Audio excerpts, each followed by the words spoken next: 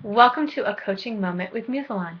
My name is Laura Erdman-Luntz, and in today's moment I'm going to take an opportunity to answer a reader's question. So welcome to my office. This question comes from Becky in Nebraska, and her question is, how can I stay motivated? You talk about being inspired all the time. How do I get inspired? What a great question, Becky, and thank you for giving me the opportunity to answer it. I want to give you 3 steps to getting yourself inspired and excited about making changes. I call it wanting to leap out of bed to get started kind of excitement. The first thing is figure out what you want. The very first question you receive when you start coaching with me is, what do you really, really, really, really want? And I always invite my clients to think about it, really think about it, and express maybe what's in your deepest heart of hearts. It's amazing how many people really don't know what they want, but I get a litany of what they don't want.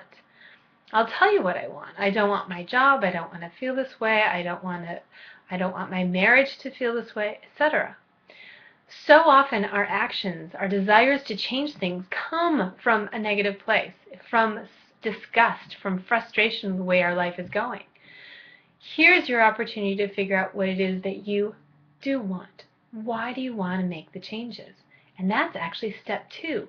Make sure once you figure out once you figure out what it is you want, figure out why you want it.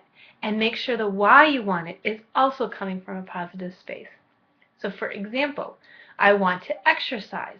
That's great. Why? Well, because I don't want to get fat. But it's coming from a negative place. It doesn't feel very good, does it? Instead, well, why do you want to exercise? I want to exercise because I love the energy it brings me. And there you have it. So now you know you want to exercise because you want to feel good, right? Well, here's number 3. The third step is do things that help you feel good too. This is such a simple step, and it's because of its simplicity, people overlook it all the time. But think about the type of decisions you make when you're feeling good, when you're well rested, when you've had time with friends, or you've been doing things that you enjoy in life. You make great decisions, don't you? Just think of something really simple as the snack you have at 3 o'clock in the afternoon. When you're well rested and you've been feeling great all day and you've been doing some fun things for yourself and maybe even took a nap, you go to the kitchen, what do? You take the time to find something nutritious, something that'll really nourish you. When you're tired, exhausted, and stressed, that's when you reach for the cupcake, sit down in front of the TV, and begin to flip through channels. You really do. And this is on a really simplistic level. But when we're looking at making changes in our life, which we all know we need to overcome a little of the status quo, and the status quo can be quite alluring. It drives us back into old consciousness for sure. We need to feel really good in order to overcome that. So let's review. 1, figure out what you want. Make sure it's coming from a positive place. Number 2, figure out why you want it. Make sure it's coming from a positive place. Number 3, do things to help yourself feel good. And in fact, with my clients, I require doing 2 to 3 things every single day to help yourself feel good. So take it seriously. It's an important part of the process.